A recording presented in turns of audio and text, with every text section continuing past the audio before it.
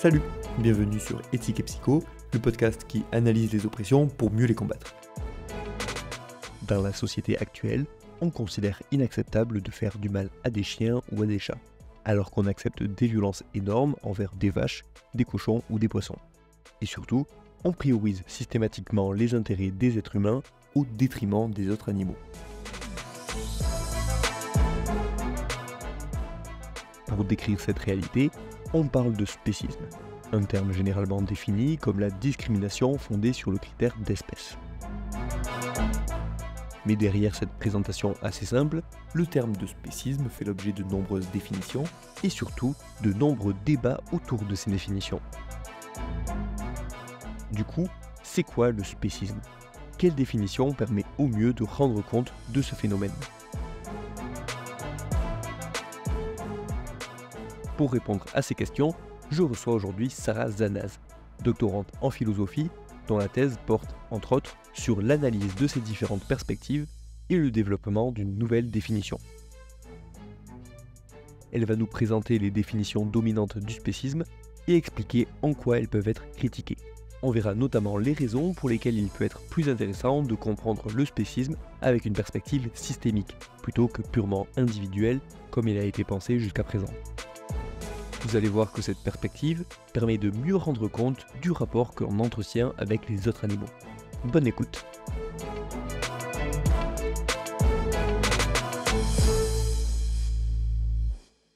Bonjour Sarah, merci de venir sur le podcast. Et pour commencer, comment on définit habituellement le spécisme ?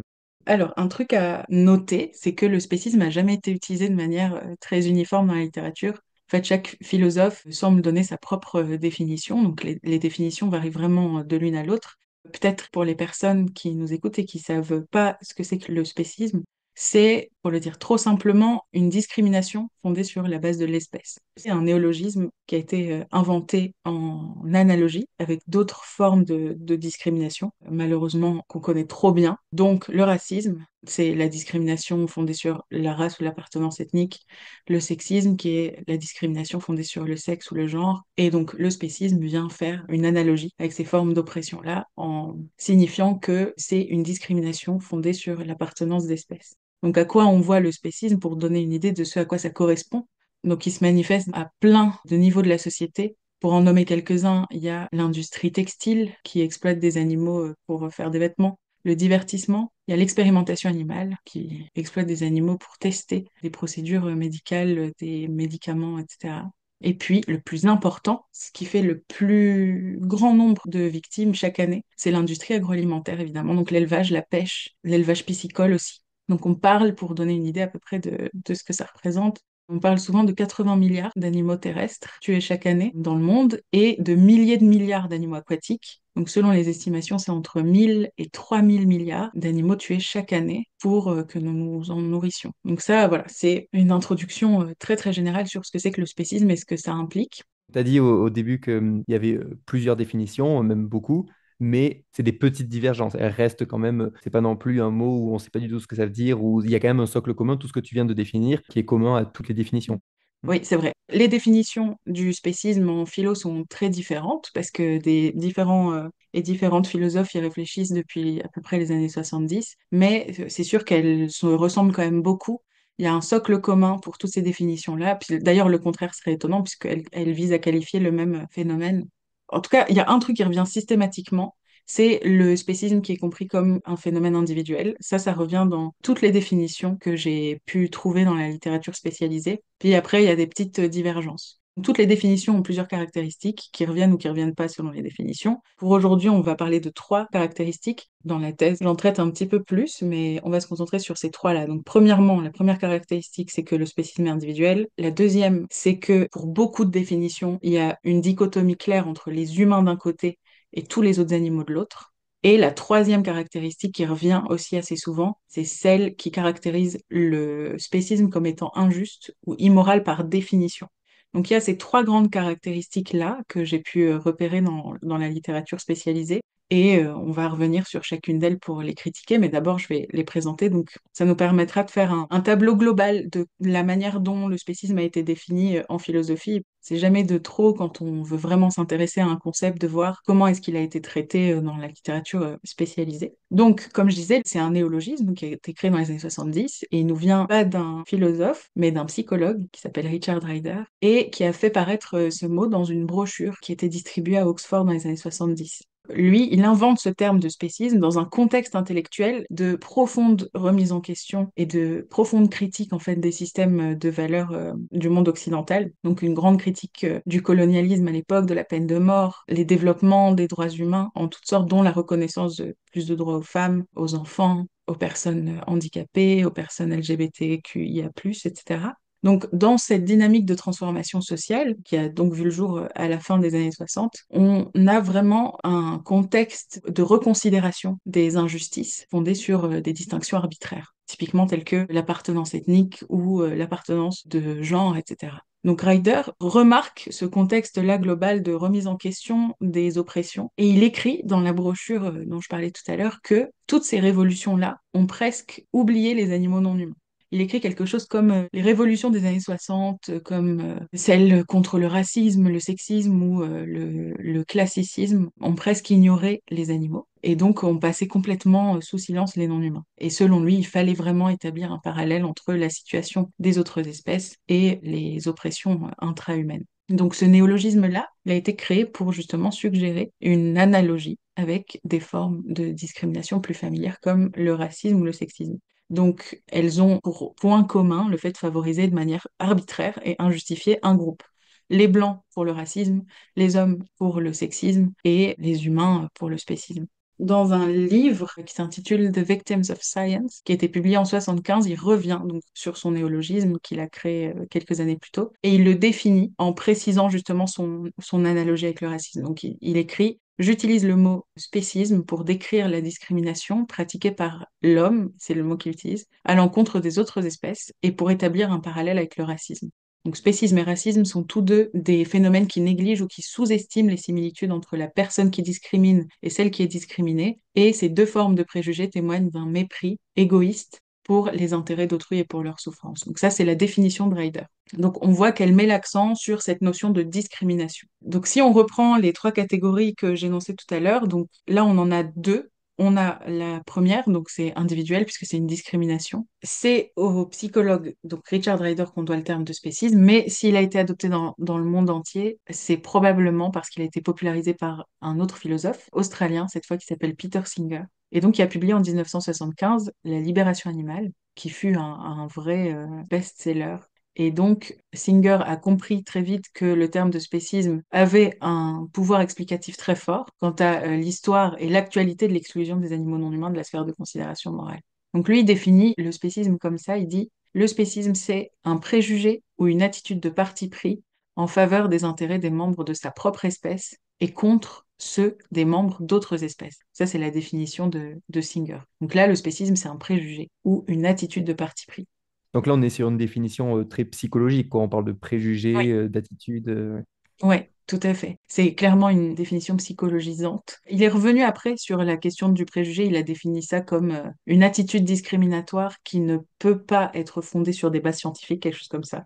Et donc, bon, c'est clairement une définition qui est très psychologique et qui est donc individuelle aussi. Et donc, on a dans cette définition à la fois la caractéristique de c'est individuel et à la fois la caractéristique qu'on critiquera ensuite de, là on comprend bien, un préjugé ou une attitude de parti pris en faveur des intérêts des membres de sa propre espèce, que c'est aussi quelque chose qui fait une dichotomie claire entre d'un côté tous les humains et de l'autre tous les animaux. Donc ça c'est quelque chose qui est critiquable, mais c'est un point qui revient dans beaucoup de définitions. Pour changer un petit peu de continent et de genre, on a une philosophe maintenant italienne qui s'appelle Paola Cavalieri, et qui elle aussi propose une définition du spécisme qui est très proche de celle de Singer, puisqu'elle comprend le spécisme comme l'idée selon laquelle les humains, en tant que tels, ont un statut moral privilégié par rapport à tout autre être conscient. Donc là, on a le truc individuel, parce que c'est une idée c'est toujours quelque chose d'individuel. Et puis on a la question de, encore une fois, tous les humains versus tous les autres animaux, cette dichotomie-là. Reagan, pour citer encore un philosophe qui est très connu sur cette question-là, partage pas mal de points communs, encore une fois, avec les définitions qu'on a vues jusqu'ici. Pour lui, le spécisme, c'est plutôt une position. Donc il écrit une position spéciste, ou du moins le paradigme d'une telle position, prendrait la forme d'une déclaration selon laquelle aucun animal n'est membre de la communauté morale parce qu'aucun animal n'appartient à la bonne espèce, entre guillemets, à savoir Homo sapiens. Là, encore une fois, c'est individuel parce que c'est une position, une déclaration, et c'est aussi quelque chose qui fait une distinction entre les humains d'un côté et tous les autres animaux de l'autre. S'il fallait faire une catégorie de ce qu'on a vu pour l'instant, c'est toutes ces définitions-là ont ce truc en commun, qu'elles sont individuelles et qu'elles font la dichotomie entre les humains et tous les autres animaux. J'en ai quand même quelques-unes qui sont individuelles, mais qui font pas la dichotomie de tous les humains versus tous les autres animaux. Donc il y a deux autres définitions qui ont le mérite de pas faire la distinction entre tous les humains d'un côté et tous les autres animaux de l'autre. C'est les définitions d'un philosophe qui s'appelle James Rachels et d'un autre philosophe qui s'appelle François Jacquet. Donc la première, celle de Rachels. Pour lui, le spécisme, c'est une idée. Donc on retrouve ce truc individuel, selon laquelle les intérêts des membres d'une espèce particulière comptent davantage que les intérêts des membres d'autres espèces. Donc là, on n'est pas forcément en train de dire que c'est les humains au-dessus de tous les autres animaux, mais que c'est la tendance à préférer certaines espèces plutôt que d'autres. Une autre définition qui est celle de François Jacquet. Pour lui, le spécisme, c'est pas tant un truc psychologique, comme quasiment toutes les définitions qu'on a vues jusqu'ici. C'est pas tant un acte mental, mais c'est plutôt un acte physique. Donc, pour lui, le spécisme, c'est un traitement inégal basé sur l'espèce. Donc, c'est un traitement. On n'a plus cette dichotomie tous les humains versus tous les autres animaux. Ça, c'est plus présent puisque c'est juste un traitement inégal basé sur l'espèce, peu importe quelle espèce, mais en tout cas certaines espèces qu'on favorise par rapport à d'autres. Par contre, on a toujours évidemment la question individuelle puisque c'est un traitement et un traitement, c'est nécessairement quelque chose d'individuel. Mais bon, elle a au moins le mérite de pas mettre en avant la dichotomie humain versus tous les autres animaux. On a une dernière catégorie donc de définition qui intègre un point un tout petit peu différent, qui est celui que le spécisme serait injuste par définition, donc qui inclut l'immoralité du spécisme dans la définition. Il y a celle de Evelyne Pluhar, qui elle décrit même pas le spécisme, mais les spécistes comme étant ceux qui croient à la justifiabilité de favoriser les membres d'une espèce sentiente par rapport à une autre. Donc là, on n'a plus du tout la dichotomie humain versus tous les autres animaux. Par contre, on a la dimension individuelle, puisqu'elle définit les spécistes plus que le spécisme, et elle le définit aussi comme une croyance. Donc les spécistes sont ceux qui croient. Une autre définition dans la même veine, qui est celle de David de Grazia, qui définit le concept comme étant une discrimination injustifiée à l'égard des animaux. Donc on revient sur la discrimination, et injustifiée. Donc ça inclut ce truc immoral par définition. Et puis finalement, probablement le philosophe qui a le plus extensivement argumenté en faveur d'une compréhension du spécisme comme quelque chose de par définition immoral, c'est le philosophe espagnol Oscar Horta, qui définit le spécisme comme étant la considération ou le traitement, donc là c'est à la fois un acte mental et un acte physique, désavantageux, injustifié de ceux qui ne sont pas classés comme appartenant à une ou plusieurs espèces. Là encore, on n'a plus cette dichotomie humain versus tous les autres animaux. Par contre, on a cette dimension d'injuste par définition, puisque c'est un traitement désavantageux injustifié. Et c'est toujours individuel. Donc ça, c'est vraiment le fil rouge de toutes les définitions qu'on a vues jusqu'ici. Elles sont toutes individuelles. Seulement, pour certaines, elles s'arrêtent là, elles ont seulement cette caractéristique-là. Pour d'autres, elles ajoutent la question de la dichotomie tous les humains versus tous les autres animaux. D'autres restent plus générales que ça. Et enfin, il y a celle qui amène cette question de l'immoralité par définition. Donc voilà, ça c'est pour un tableau à grands traits des définitions du spécisme dans la littérature. À plusieurs reprises dans les définitions, tu as dit certaines définitions font cette erreur ou qu'elles étaient critiquables. Est-ce que tu es en désaccord du coup avec l'ensemble de ces définitions? Je suis en désaccord avec l'ensemble de ces définitions parce qu'elles sont toutes individuelles. Donc la critique de cette dimension individuelle du spécisme est vraiment au cœur de mon projet de thèse. Donc on va laisser ça pour la fin. On va critiquer d'abord les deux autres caractéristiques très rapidement. D'abord, la caractéristique de cette dichotomie entre humains versus tous les autres animaux, je trouve qu'elle pose problème parce que elle semble confondre deux concepts qui ont des implications différentes et qui ont des manifestations différentes, qui sont le spécisme d'un côté et l'anthropocentrisme de l'autre. En fait, je vais essayer de montrer qu'il existe de bonnes raisons de penser que c'est une erreur, en fait, de fonder la définition du spécisme sur une dichotomie tous les humains versus tous les autres animaux. Si Ah tu oui. dis juste le spécisme, c'est préférer les humains versus tous les autres animaux, enfin mettre tous les humains au-dessus et tous les autres animaux en bas, tu enlèves une certaine complexité du spécisme qui a aussi tendance à faire des distinctions entre les animaux non humains eux-mêmes, tu vois. Mm. Typiquement, préférer les chats par rapport aux cochons, on a envie de dire que c'est du spécisme, même si c'est pas nécessairement les humains versus tous les autres animaux, tu vois. C'est une critique qui a été beaucoup faite à ces définitions-là, et il y a beaucoup, du coup, de philosophes qui, du coup, enlèvent cette dichotomie-là de leur définition. En fait, il y a un concept qui est plus approprié, je pense, pour décrire cette tension qui oppose tous les humains à tous les autres animaux, qui est celui d'anthropocentrisme. Donc l'anthropocentrisme, dans son sens basique, c'est la croyance selon laquelle les êtres humains sont les entités centrales, ou du moins les entités les plus significatives dans le monde, souvent au détriment du coup des autres animaux. Donc l'anthropocentrisme, c'est cette position selon laquelle les intérêts des humains doivent prévaloir sur les intérêts de tous les autres animaux. Donc beaucoup des définitions importantes du spécisme, quand elles se concentrent sur la supériorité présumée de tous les humains sur tous les autres animaux, pourraient également être quelque part des définitions de l'anthropocentrisme, en fait, plus que du spécisme. Donc, c'est sûr que ces concepts impliquent tous les deux une discrimination fondée sur l'appartenance à une espèce, réelle ou supposée. Mais par contre, ils diffèrent, je trouve, fondamentalement sur leurs principes sous-jacents, leurs applications. Donc, comprendre la distinction entre ces deux concepts est vraiment important pour mieux comprendre, je pense, le spécisme. En fait, si l'anthropocentrisme, c'est nécessairement une forme de spécisme, l'inverse n'est pas vrai. Tout anthropocentriste est nécessairement spéciste, mais tout spéciste n'est pas forcément anthropocentriste. Et pour vous donner un petit peu une idée, on peut faire une expérience de pensée pour illustrer ça. On peut imaginer une personne qui affirmerait que tous les animaux sentients devraient être considérés moralement, à l'exception des pigeons. Les pigeons, vraiment, elle les trouve répugnants. Donc cette personne est en train d'établir une différenciation injustifiée entre les individus sur la base de leur appartenance à une espèce. Donc c'est sûr que ça, c'est spéciste. Elle fait clairement preuve de spécisme quand elle fait ça, parce qu'elle discrimine arbitrairement sur la base de l'espèce. Mais c'est plus difficile là de la qualifier d'anthropocentriste, parce qu'elle n'est pas en train d'octroyer une considération ou un traitement préférentiel aux humains par rapport aux non-humains. Elle considère plutôt les membres d'une certaine espèce, non humaine, les pigeons, par rapport aux membres d'autres espèces de manière désavantageuse et injustifiée. Donc on voit que l'anthropocentrisme et le spécisme, même si dans la réalité, ça avance main dans la main, je pense que c'est important quand même de faire la différence parce que justement le spécisme établit aussi des hiérarchies entre différents animaux non humains. Est-ce que pour définir le traitement vraiment particulier donné à l'humain, donc c'est une certaine forme de spécisme, est-ce que le terme de suprémacisme humain pourrait être un terme Oui, adapté ou est-ce que tu penses que oui. anthropocentrisme est préférable et est un meilleur terme que suprémacisme humain?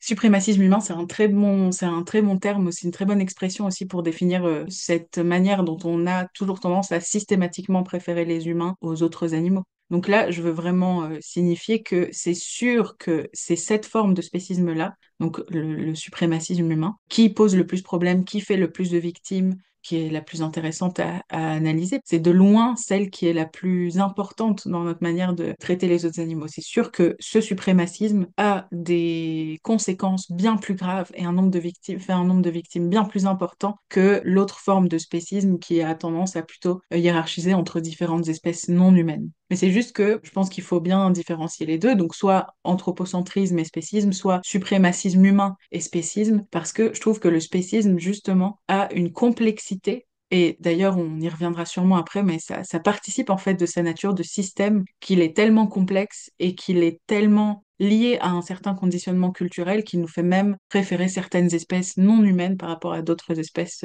non humaines, quoi. Donc pour toutes ces raisons, une définition du spécisme qui reposerait uniquement sur une tension qui sépare tous les humains et tous les autres animaux n'est pas satisfaisante selon moi. Ça omet une certaine complexité du spécisme.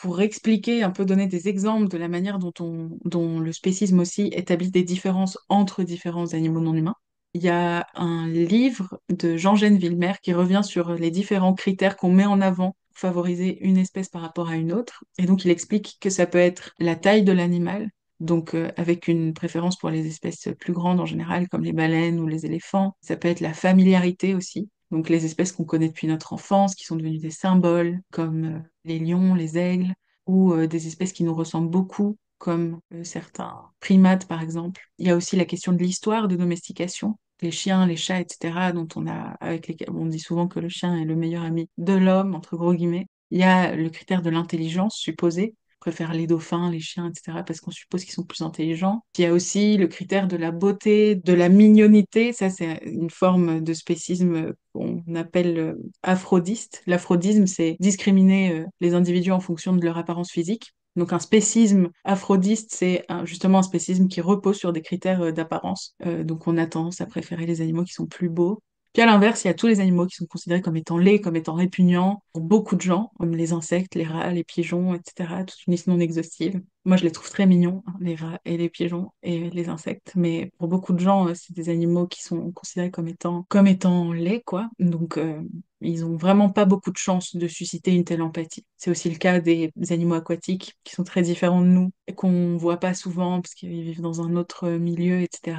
Génèrent en général aussi moins d'empathie que d'autres animaux. Donc, il y a toute une liste, en fait, que là, j'ai fait de manière pas du tout exhaustive, mais de critères qui nous font faire des différences entre les différents animaux non humains. Donc, pour ces raisons-là, je pense que ce serait dommage de réduire une définition du spécisme à seulement, comme tu disais, le suprémacisme humain, puisque le spécisme, c'est aussi faire des différences entre différentes espèces non humaines.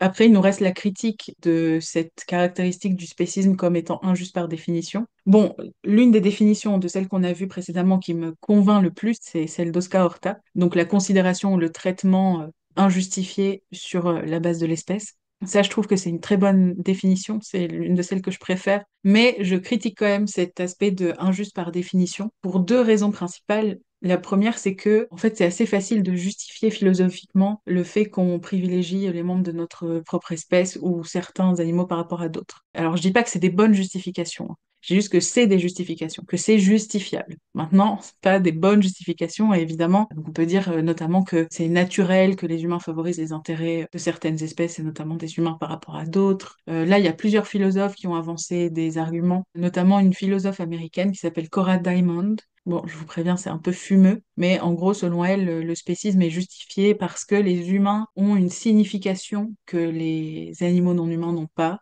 Et pour elle, la vie humaine a quelque chose de spécial, en fait, qui différencie la vie humaine des autres formes de vie. Donc, il y a toute cette question de la culture des humains, de la littérature, de l'art, des langues, qui, selon elle, font que les humains ont quelque chose de plus qu'une simple vie animale. Donc ça, c'est une justification. Encore une fois, c'est pas une bonne justification, mais elle existe. Il y a un autre philosophe qui s'appelle Robert Nozick qui écrit que c'est normal en fait de favoriser naturellement les intérêts des membres de sa propre espèce. Donc il donne l'exemple des lions, lui, en disant que personne ne pourrait leur reprocher de donner la priorité à d'autres lions. Donc c'est un argument très simple. Selon moi, c'est un très mauvais argument, mais il est là, quoi. C'est un argument. En fait, cet argument-là suffit un peu à mettre à mal l'idée que ce serait injuste par définition ou injustifiable par définition, puisqu'il y a des justifications. Si on est un peu charitable avec les définitions qui disent que c'est injuste par définition, est-ce qu'il n'y a pas l'idée que quand on dit c'est injuste ou que c'est injustifiable, c'est que ce n'est pas justifiable par de bons arguments? Sinon, si par justifiable, on donne aussi la porte ouverte aux mauvais arguments, ça veut dire que tout est justifiable. On pourra toujours trouver tout et n'importe quoi pour justifier. Si on ne s'attache pas à la rigueur, en soi, on pourrait très bien dire que le Ouais. racisme n'est pas injustifiable puisqu'on peut toujours trouver un n'importe quoi pour justifier que... Donc j'ai du mal Ouais. à comprendre en quoi le fait qu'il y ait des justifications toutes pourries à quelque chose fasse qu'on puisse pas le définir comme quelque chose d'injustifiable, quoi. Ouais, je comprends. Ça, c'est un truc que je m'étais aussi demandé. Mais en fait, si on veut vraiment être rigoureux, il faudrait, dans ce cas-là, préciser que c'est pas de bonnes justifications, que c'est pas de bonnes explications du phénomène. Mais c'est pas ce que font ces définitions quand elles disent qu'elles sont injustifiables, que c'est injustifiable. Elles omettent la possibilité. Et d'ailleurs, tu prends l'exemple du racisme, mais dans la littérature spécialisée aussi, les philosophes qui pensent que le racisme est injuste par définition sont rares, en fait. Ce que je veux dire, c'est pas que le racisme ou le spécisme sont pas injustes. C'est bien sûr. Mais en fait, le problème, c'est que si on inclut ça dans la définition, on perd. C'est d'ailleurs la deuxième raison qui me met sur la piste du fait que c'est peut-être pas une bonne idée d'inclure ça directement dans la définition. C'est que on perd une possibilité de débat incroyable en fait. Déjà, si c'était par définition injuste, on n'aurait pas autant d'articles qui essaient de justifier le spécisme ou d'autres formes d'oppression. Bon, il se trouve que les gens justifient beaucoup plus facilement et beaucoup plus allègrement le spécisme que d'autres formes de discrimination. Mais en tout cas, le simple fait qu'il y ait un vrai débat en philo-morale et dans d'autres branches de la philosophie sur l'immoralité du spécisme. Et je pense que nous, en tant qu'antispécistes aussi, on peut vraiment mettre ce dialogue le faire jouer en notre faveur pour toujours donner de meilleurs arguments contre le spécisme, montrer en quoi il est immoral. Ce serait beaucoup plus difficile si le dialogue était de fait coupé par le fait qu'une définition du spécisme comprend tout de suite cette immoralité sans laisser aucune possibilité de dialoguer, de débattre sur cette question-là. D'accord, si je comprends bien, ton souci, c'est pas de dire que le spécisme est injuste ou immoral. En fait, tu es d'accord avec ça. Ton Bien problème, sûr. c'est Mm. le fait qu'on l'inclue dans la définition et que ce soit par principe. Et du coup, si c'est Ouais. ça la définition du spécisme, tu dis que ça ferme le débat parce que ça exclut qu'on puisse se Mm. tromper et ça veut dire que ça n'a pas de sens. C'est-à-dire que Exactement. si le spécisme est par définition injuste, la question qui est est-ce que le spécisme est injuste ou est-ce que le spécisme est Mm. juste, cette question, elle n'a pas de sens puisque par définition, il est injuste. C'est ça le problème, quoi. Ouais, exactement. C'est exactement ça le problème. Si on définit le spécisme comme étant par définition injuste, en fait, ça présente cet inconvénient pratique qui est d'empêcher toute utilisation du terme pour débattre de la moralité du spécisme, ce que font beaucoup de philosophes. Et ce dialogue-là, et effectivement aussi, tu pointes du doigt un truc intéressant, c'est que en philosophie, on aime toujours ajuster nos degrés de crédence pour une théorie ou une autre en fonction des éléments dont on dispose. Il y a toujours une marge d'erreur, évidemment. Même si on est antispéciste convaincu, il faut rester ouvert à la possibilité qu'un jour on nous sorte un argument qui, pour une fois, soit bon, qui n'existe pas pour l'instant, hein. Pour l'instant, il n'y a aucune justification du spécisme qui tient le coup, qui tient l'analyse détaillée de l'argument. Il n'y a aucune justification en faveur du spécisme pour l'instant qui a été donnée, qui est intéressante. Mais on n'est pas à l'abri qu'il y en ait une qui apparaisse à un moment donné. Donc, définir le spécisme comme étant injuste par définition, ça nous coupe aussi de cette possibilité-là. En fait, bien sûr que le spécisme est immoral, ça c'est évident, mais la question de savoir si le spécisme est moralement justifié ou non, pour moi, doit rester ouverte et elle doit être tranchée par un raisonnement, plutôt que juste par une définition comme ça. Donc c'est pour ça que je critique cette caractéristique du spécisme comme étant injuste par définition. Et ça nous empêche pas, avec une bonne définition du spécisme, d'ensuite faire tout le raisonnement moral substantiel pour montrer qu'il est immoral. Bien sûr que le spécisme est immoral. Spoiler, c'est Ouais. sûr que c'est immoral. Mais je pense pas qu'il faille l'inclure dans la définition même. Si tu dis que tu apprécies bien la définition de Oscar Horta, mais que tu préfères qu'on enlève la dimension que c'est injuste par définition, est-ce qu'on retombe pas sur la définition de François Jacquet du coup, ou est-ce qu'il y a une nuance entre ces deux définitions, outre l'aspect immoral par définition? La définition d'Oscar Ortez, c'est celle que je préfère, mais clairement, elle me convainc pas non plus totalement. Et elle est Ouais. différente de celle de François Jacquet parce que pour Horta, c'est une considération ou un traitement, Ouais. alors que pour François Jacquet, c'est seulement un traitement. Moi, je pense que ça peut pas être que un traitement. C'est sûr que des idées, des préjugés qu'on a au sujet des autres animaux, même Ah si oui. ça n'arrive pas à un traitement physique, quoi, c'est déjà du spécisme. Tout comme Mm. on pourrait faire la même réflexion avec les autres formes de discrimination. C'est pas seulement une question de comment tu traites les personnes discriminées ou les individus discriminés en question, c'est aussi tous les préjugés, les stéréotypes que tu as sur ces individus. Donc pour moi, celle d'Oscar est un petit peu plus convaincante parce que ça inclut cette considération-là. Bah justement, ça inclut la D'accord. considération. Du coup, on en arrive au plus gros de la critique, qui est du coup le fait que toutes ces définitions soient individuelles, alors que toi, tu proposes une définition systémique. Oui, tout à fait. Toutes ces définitions-là, elles définissent le spécisme comme étant une discrimination qui est perpétrée par des individus. Donc elles prennent la forme d'une considération, d'une position, d'une idée, soit un état mental, une croyance, etc., soit un acte mental, ou alors carrément d'un acte physique, donc comme un traitement, comme dans les définitions d'Oscar Horta et de François Jacquet. Et donc qui aurait pour conséquence de privilégier les individus en fonction de leur appartenance d'espèce. Peut-être faire un point charité ici. Je suis presque sûre que tous les philosophes que j'ai cités, toutes et tous, ne diraient pas qu'il n'y a pas une forme systémique de spécisme. Il et elle seraient probablement d'accord pour dire que le spécisme est structuré dans la société de manière systémique. Donc, je suis presque sûre que toutes ces personnes seraient d'accord pour dire qu'il y a une forme systémique du spécisme. Mais bon, comme ça n'apparaît pas dans leur définition, je me permets du coup de critiquer ce point-là et de proposer une autre définition. Maintenant, faut aussi, bon, c'est un autre point charité, mais toutes ces définitions-là, quasiment tous et tous les philosophes que j'ai cités précédemment viennent de la philosophie morale.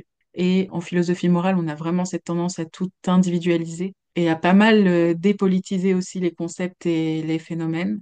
Donc c'est peut-être aussi ça, c'est peut-être une autre explication. Moi, comme je viens pas mal, parce que j'ai étudié les sciences politiques avant, j'ai fait pas mal de sociaux avant, etc. Je m'inscris dans une branche de la philosophie qui s'appelle la philosophie sociale et qui souvent offre une approche un petit peu différente de celle qu'on voit, du moins dans l'analyse conceptuelle en philosophie morale.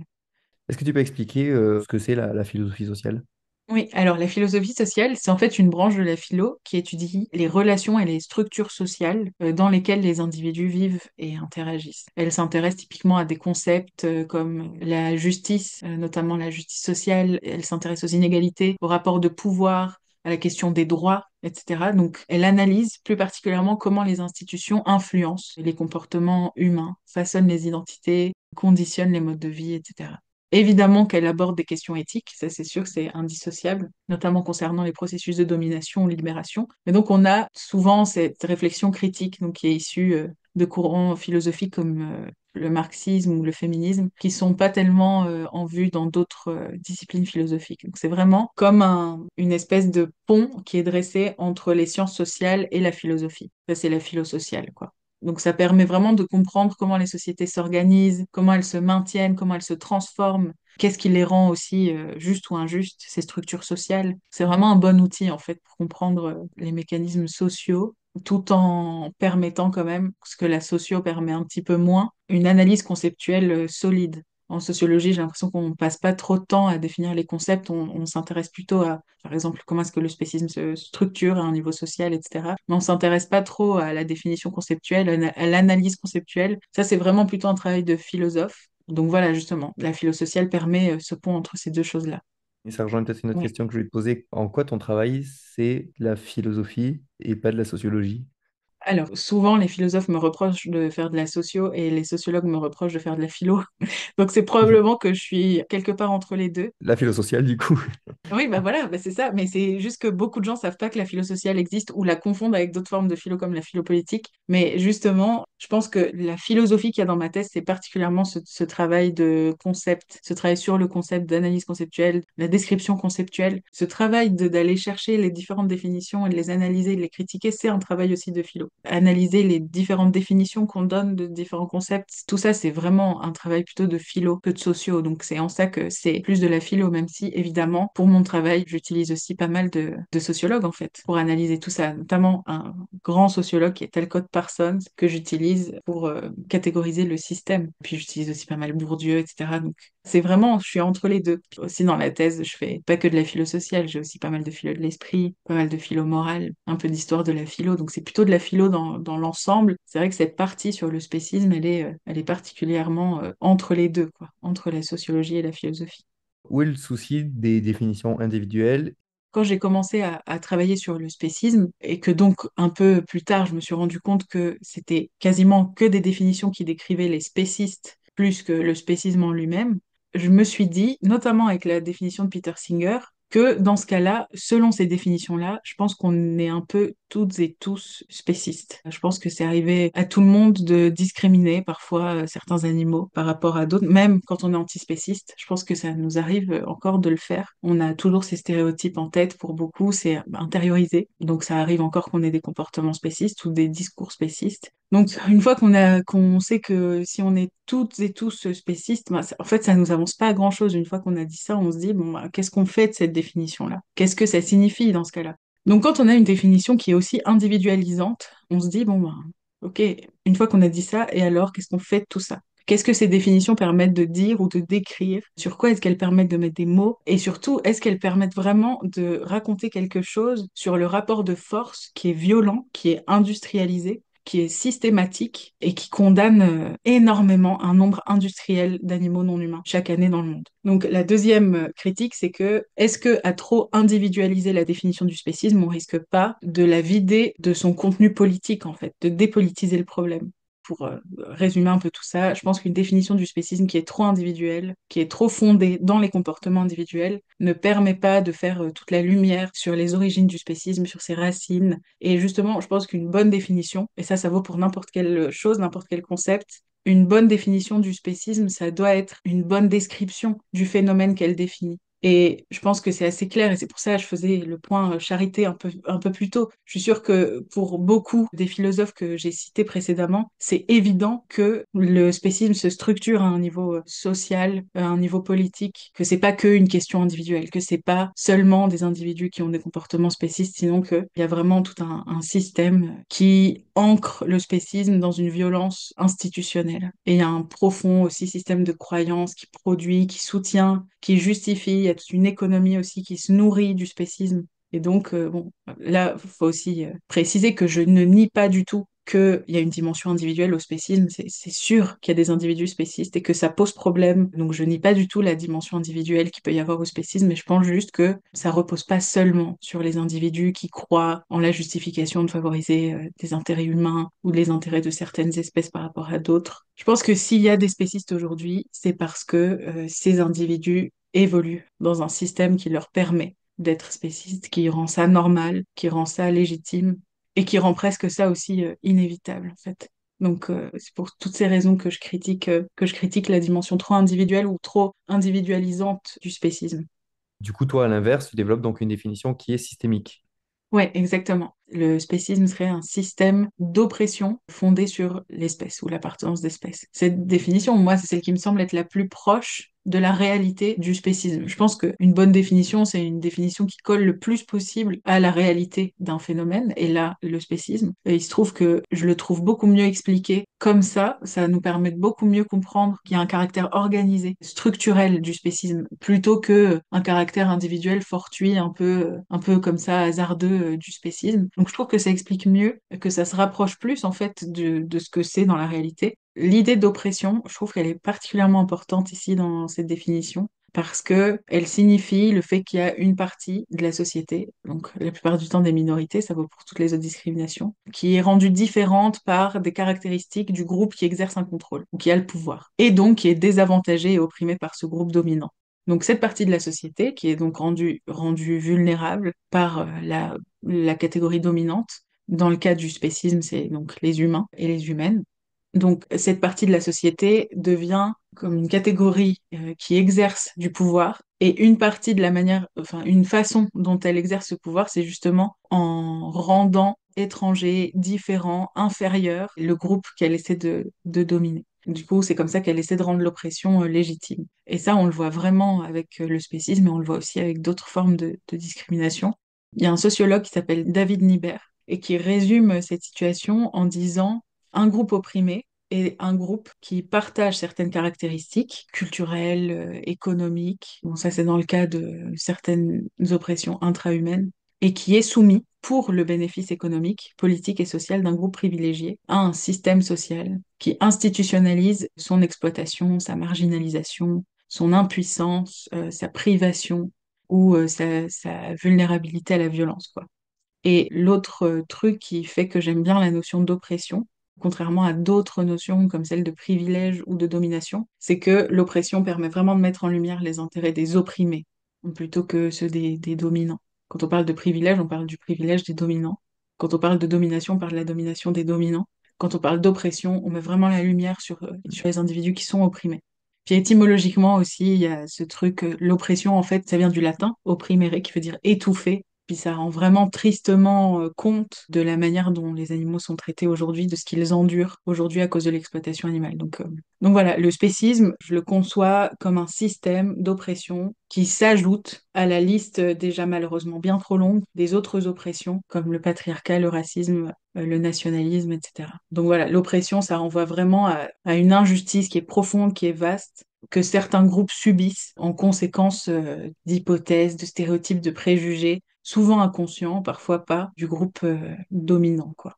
Donc c'est pour ça que je développe ça. Je trouve que ça permet aussi bien de mettre en avant l'exploitation, la marginalisation, la violence que le spécisme implique.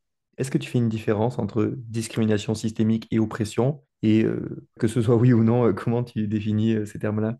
Alors, discrimination systémique et oppression, c'est assez proche, si ce n'est que l'oppression, ça a peut-être le mérite d'être un petit peu plus court et un petit peu plus facile à comprendre. Puis en plus, ce serait répétitif de dire que c'est un système de domination systémique, donc c'est aussi pour ça que j'ai choisi plutôt oppression. Mais donc, pour définir l'oppression, je prends la définition d'une philosophe politique qui s'appelle Iris Marion Young et qui écrit: l'oppression renvoie aux profondes et vastes injustices que certains groupes subissent en conséquence d'hypothèses souvent inconscientes et de réactions de personnes bien intentionnées dans les interactions ordinaires, les stéréotypes médiatiques et culturels, ainsi que les caractéristiques structurelles des institutions et des mécanismes de marché. À partir de quand on peut dire qu'une discrimination est systémique? Alors, on peut dire qu'une discrimination est systémique à partir du moment, selon moi, où elle fonctionne de manière organisée dans la société. Donc, à partir du moment où elle dépasse la seule volonté et le seul comportement des individus pour aller se perpétrer dans des institutions. Et là, les institutions, c'est un concept assez vaste, mais globalement, ça comprend l'institution culturelle, donc notre culture, les normes culturelles qu'on a dans une société donnée. Ça comprend les institutions politiques, donc les discours politiques, mais aussi les lois, en fait, toute l'institution juridique, législative. Et puis, il y a l'institution aussi économique. Comment est-ce que une économie fonctionne pour favoriser ou pour perpétrer, pour fomenter une discrimination donnée.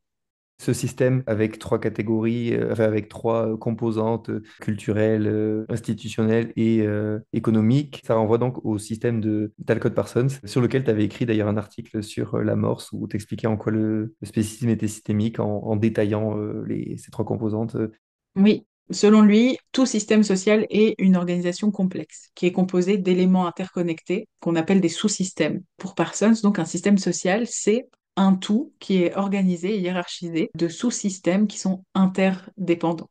Donc il a le sous-système culturel, le sous-système politique et le sous-système économique. Moi, je commence toujours par le sous-système culturel parce que c'est ce que faisait Parsons. Donc là, ça comprend les idéologies, les connaissances, les valeurs, les symboles sociaux qui sont propres à un système donné. Donc l'existence de ce sous-système culturel-là permet justement que ces valeurs, ces normes, ces symboles, le langage aussi, soient connus et soient intériorisés par le plus grand nombre de personnes. Donc là, c'est vraiment le sous-système qui maintient et qui soutient le modèle culturel dominant.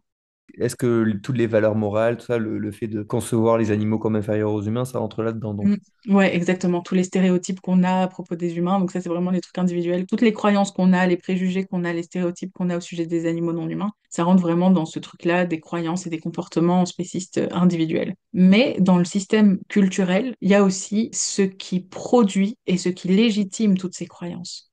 En gros, on pourrait dire qu'il y a un sous-système qui fonctionne horizontalement. Tout ce qu'on partage, nous, en tant qu'individus, les normes spécifiques qu'on partage entre individus qui existent, les stéréotypes et tout, en gros, ce sur quoi sont revenues beaucoup des définitions du spécisme. Mais pour moi, il y a aussi ce truc vertical, c'est-à-dire la manière, en fait, dont ces normes sont produites et sont maintenues par les individus. Souvent, peut-être qu'on oppose le côté psychologique ou le côté sociologique, mais en fait, ça peut aller ensemble dans le sens où le côté psychologique, si on le voit comme enfin, un peu à grande échelle, c'est-à-dire qu'on pourrait dire, bah, si on se centre sur les préjugés ou quoi d'une personne, on est individuel, mais si on se concentre sur les préjugés de tout le monde, par exemple, si on constate que la plupart des gens d'une société ont des préjugés envers un peu les mêmes groupes, ont ces stéréotypes-là précisément, donc ces variables psychologiques, bah, ça devient une variable systémique et sociologique. Ouais, tout à fait, c'est très juste. Si entre individus, on a les croyances, les stéréotypes, les préjugés qu'on a sur les animaux, c'est probablement, et c'est ce qu'oublient malheureusement beaucoup des définitions du spécisme, c'est probablement parce que toutes ces croyances et préjugés nous sont inculqués, on est conditionné en fait à les avoir. Donc il y a vraiment une production de normes aussi dans ce système. Je vais commencer à m'intéresser à ça parce que je me suis intéressée à quelles étaient les racines de cet aspect individuel du spécisme. Pourquoi est-ce qu'il y a autant d'individus qui sont spécistes? Et pourquoi autant d'individus qui n'ont pourtant rien à voir, qui viennent de pays très différents, qui ont des origines sociales très différentes, qui vivent sur des continents différents, qui ont vécu à des époques différentes, donc des individus vraiment très différents les uns les unes des autres, ont partagé ce spécisme individuel? Qu'est-ce qui a fait, qu'est-ce qui crée et qu'est-ce qui légitime cet ensemble de croyances et de valeurs individuelles au sujet des animaux? Qu'est-ce qui crée ces stéréotypes? En gros, j'ai essayé de remonter à la source de ça. Et c'est pour ça que je me suis intéressée particulièrement à la question du conditionnement spéciste culturel qu'il y a aujourd'hui dans beaucoup de sociétés, donc qui a à voir avec les représentations culturelles, donc les images populaires, les récits, les stéréotypes qui sont socialisés, qui sont renforcés par une certaine tradition de pensée, par les médias. En fait, ça part d'études de psychologie. Je pense notamment à un article de Wilkes et Caviola qui présente des résultats d'une étude qui a examiné de près la manière dont les enfants et les adultes montrent ou non des attitudes spécistes. Et justement, ces résultats montraient que les enfants, je crois que c'était âgés de 5 à 9 ans, manifestaient une tendance moins grande à privilégier les humains par rapport aux autres animaux. Donc en fait, il semble que les jeunes enfants attribuent pas une importance particulière aux humains par rapport aux animaux, et qu'en fait cette distinction, elle émerge vraiment avec le conditionnement culturel qui vient après dans l'éducation des enfants. C'est là qu'intervient la question du conditionnement culturel. Le conditionnement culturel, c'est ce truc qui pousse les enfants à manger de la viande et qui commence très tôt et qui s'ancre profondément dans les normes sociales et les pratiques familiales. Donc c'est une construction sociale autour de la consommation de viande et de produits animaux. Ça, c'est juste un exemple, en fait, frappant de comment fonctionne ce sous-système normatif vertical. Donc, que les normes spécistes sont pas innées, puisque les enfants ont l'air de montrer moins de biais spécistes que les adultes. Elles sont plutôt produites, en fait, et imposées, transmises par l'éducation aux individus, qui apprennent alors à catégoriser certains animaux comme étant tuables, exploitables, et d'autres comme étant dignes de notre affection. Mais surtout, ça conditionne les jeunes à faire cette distinction plus problématique qui consiste à considérer davantage moralement les humains que tous les autres animaux. Donc ces distinctions, évidemment, sont arbitraires, mais elles sont apprises, elles nous sont transmises, notamment à travers un processus de socialisation aussi puissant que subtil. Ce phénomène de conditionnement social est renforcé par une autre notion, donc qui nous vient maintenant d'un autre sociologue, qui est Pierre Bourdieu. Cette notion, c'est celle de l'habitus. L'habitus, c'est l'ensemble de dispositions acquises qui façonnent nos perceptions, qui façonnent nos comportements sans que nous en soyons pleinement conscients. Du coup, dans ce cadre, la consommation de produits animaux et de viande notamment devient non seulement un comportement appris qu'on nous a transmis, mais aussi une pratique qui devient valorisée et qui est stabilisée par des structures de pouvoir beaucoup plus larges. Voilà, on ne traite pas les animaux comme on le fait parce que on en a besoin ou parce qu'on le veut, parce qu'on est méchant, ni parce que c'est naturel de le faire. En fait, on a ces croyances et ces valeurs parce qu'on a été conditionné depuis que nous sommes enfants par un système culturel qui est très répandu et qui opère souvent en dehors de notre pleine conscience, quoi. Ensuite, il y a la question du langage. Je me suis intéressée à la notion du langage chez un philosophe qui s'appelle Wittgenstein. Et donc, lui, il a une citation qui est, je trouve, très éclairante à propos du langage. Il écrit: «Les limites de mon langage signifient les limites de mon propre monde». On a beaucoup de penseurs et de penseuses qui pensent que le langage façonne profondément notre manière de percevoir le monde et structure non seulement nos pensées, mais aussi nos croyances, nos comportements, etc. Donc, c'est une idée qui a été longuement discutée en philo du langage et en sciences sociales. Et il y a plusieurs théories sur l'influence du langage dans notre conception de la réalité. Et bon, l'une de ces théories, c'est que la langue qu'on parle influence la manière dont on perçoit et dont on comprend le monde. Pour aller dans le même sens, Pierre Bourdieu, encore une fois ici, a aussi mis en évidence la manière dont ce langage reproduit les structures de pouvoir dans un livre qui s'appelle Ce que parler veut dire. Il montre que les expressions et les mots qu'on utilise ne sont pas neutres. En fait, les mots qu'on utilise véhiculent des valeurs, des idéologies, des hiérarchies sociales. Et que le choix des termes pour désigner certains groupes, on lui parle de certaines professions, de certaines classes sociales, peut renforcer ou questionner des inégalités de pouvoir. Et donc, si on en revient au spécisme, le langage, ça permet aussi, il semble, de non seulement structurer la réalité qu'on s'imagine des relations entre les humains et les autres animaux et entre différentes espèces animales non humaines, mais ça permet aussi de stabiliser et de légitimer des systèmes de pouvoir et de domination, y compris du coup la relation hiérarchique entre les humains et les animaux. Donc la manière dont on parle des animaux dans le langage courant est assez révélatrice de ce processus d'altérisation, de rendre autres les animaux non humains et le mépris qui leur est réservé. Là, je pense notamment aux insultes. On peut imaginer plein d'insultes là qui nous viennent en tête, que je ne vais pas citer, mais qui visent à comparer les humains à différents animaux, toujours dans un contexte péjoratif. Mais il n'y a pas seulement les insultes, il y a aussi le fait que on dépersonnalise et on chosifie, on réifie les animaux dans le vocabulaire qu'on emploie, surtout quand il s'agit de leur consommation. On les invisibilise complètement quand on utilise les termes de bœuf ou de porc plutôt que vache ou cochon quand il s'agit de leur chair. On peut aussi penser au fait qu'on mange du poulet ou du poisson. Donc ça rend vraiment invisible, voire impossible, toute individualité pour ces animaux qui sont même plus considérés au singulier, quoi. Il y a un sociologue qui s'appelle David Niber et qui a travaillé sur ce sujet-là en particulier. Et il parle de la manière dont l'industrie agricole utilise un langage qui rend aussi les animaux invisibles en tant qu'individus et qui les réduit à des produits. C'est notamment les termes de bétail, de cheptel, qui renforcent l'idée qu'ils sont que des ressources économiques en fait, et pas des individus avec des expériences propres. C'est pareil pour des termes tels que volaille ou gibier.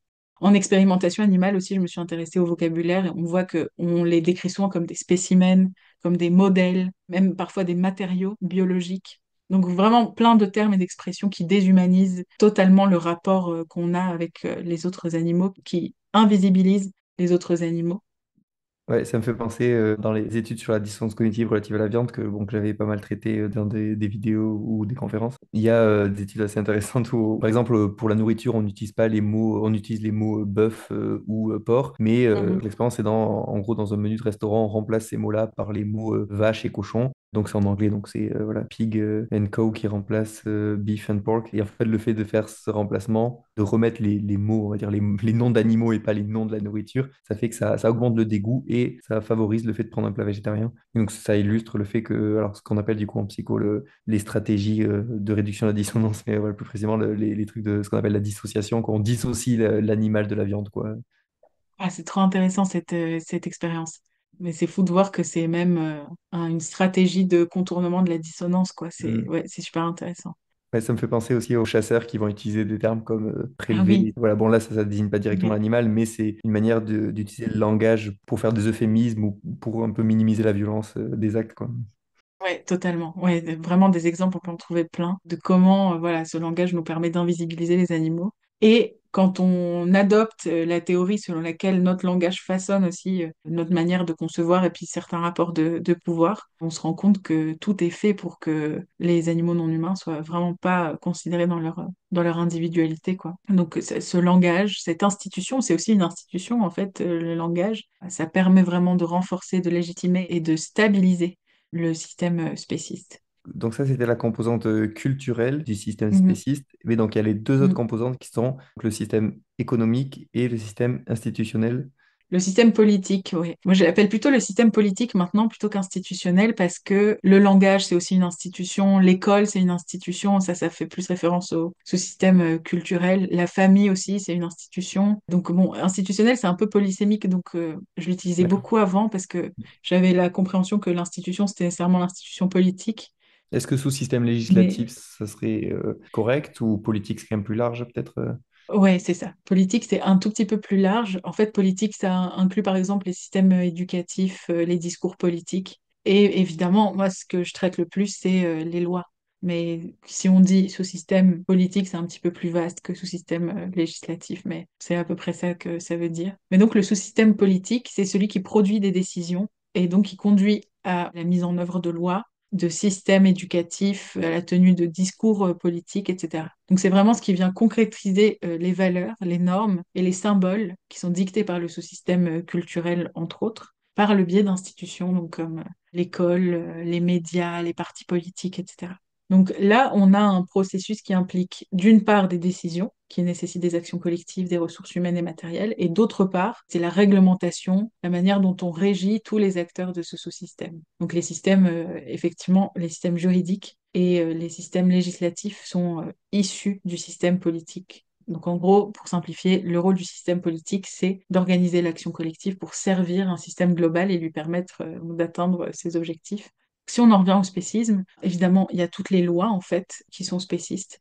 Le simple fait en fait que ce soit légal de tuer des animaux sentients pour nous en nourrir, c'est déjà une loi spéciste. Mais après, on peut rentrer un petit peu plus dans le détail des lois. En fait, il y a des illustrations assez poignantes du spécisme dans le sous-système politique. Le simple fait que l'élevage, comme je disais, industriel ou extensif existe, prouve que les lois n'accordent pas du tout la même considération aux humains qu'aux autres animaux. Il y a aussi le fait qu'on pénalise souvent les mauvais traitements que des individus pourraient avoir par rapport aux chats ou aux chiens. Ça, souvent, par exemple, abandonner son animal de compagnie, et heureusement, hein, c'est une bonne chose que ce soit pénalisé, mais c'est pénalisé dans le cas des animaux de compagnie, dits de compagnie, hein, donc les chats, les chiens, les lapins, etc. Et c'est pas du tout pénalisé pour d'autres animaux. D'ailleurs, ça me fait faire un point sur les lapins. Cette espèce est particulièrement intéressante du point de vue des lois spécistes parce que quand c'est un animal de compagnie, on n'a pas le droit de le maltraiter. Quand c'est un animal d'élevage, on a le droit de le maltraiter. Il y a des élevages de lapins qui donc visent à produire de la chair de lapin, aussi pour l'industrie textile. Donc là, c'est légal. C'est pas légal pour certaines sous-espèces de lapins sauvages qui sont en voie d'extinction. C'est légal pour certaines espèces de lapins sauvages qu'on a le droit de chasser. C'est légal aussi de mener des expérimentations sur des lapins. Donc on voit que le lapin, c'est pourtant la même espèce, donc on ne sait pas vraiment si ça peut rentrer dans le spécisme ou pas, mais en tout cas, c'est évident que les lois sont spécistes à ce niveau-là, puisque pour certains lapins, c'est totalement légal d'en faire ce qu'on veut et de les traiter comme des objets à nos fins quand c'est illégal de le faire quand c'est un animal de compagnie ou quand c'est un animal sauvage protégé, entre guillemets. Sur le lapin, il y a un contre-argument qui est parfois donné, alors moi qui me convainc pas tant que ça, mais je te donne pour voir ton avis. Il y en a qui disent que le lapin, c'est un exemple justement, vu que pour des individus d'une même espèce, on les traite complètement différemment, qui vont dire, mais du coup, c'est pas du spécisme dans le sens où, enfin, il y a bien une discrimination, il y a bien quelque chose d'injuste et tout, mais que spécisme ne serait pas le bon terme, vu que c'est pas l'espèce qui fait que on le traite comme ci ou comme ça, quoi.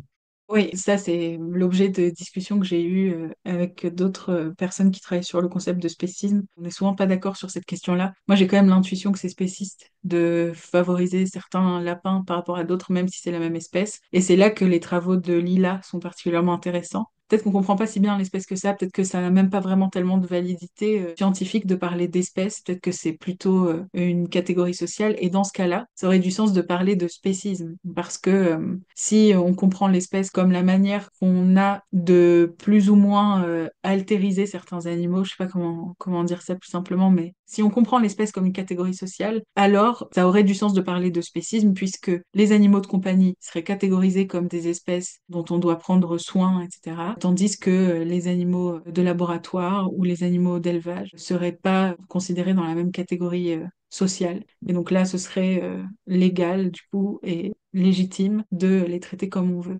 Donc ça dépend vraiment de la définition d'espèce qu'on a. Moi, je rentre pas trop dans ces détails-là dans la thèse, principalement par manque de temps. Mais Lila fait ça très bien, donc je renvoie à ses travaux à ce sujet-là. Tu fais référence à Lila, donc réfuté, et sa conférence sur savez-vous vraiment c'est quelle espèce? Très chouette conf. Allez voir cette conférence, elle est vraiment géniale. Je pense que ce qu'elle dirait sur l'exemple que j'ai donné sur les lapins, elle dirait que c'est quand même spéciste. C'est bien parce que c'est des lapins qu'on se permet de faire ce deux poids deux mesures, même si c'est pas tous les lapins qu'on traite comme les lapins d'élevage ou d'expérimentation animale, mais le fait qu'on fasse cette catégorisation entre lapins de compagnie, d'élevage ou expérimentation, ça découle du spécisme parce que, ben, par exemple, avec d'autres animaux, jamais on le ferait, notamment avec des humains, jamais on accepterait qu'il y ait des humains qu'on doit bien traiter et certains autres humains avec qui on peut faire n'importe quoi, quoi.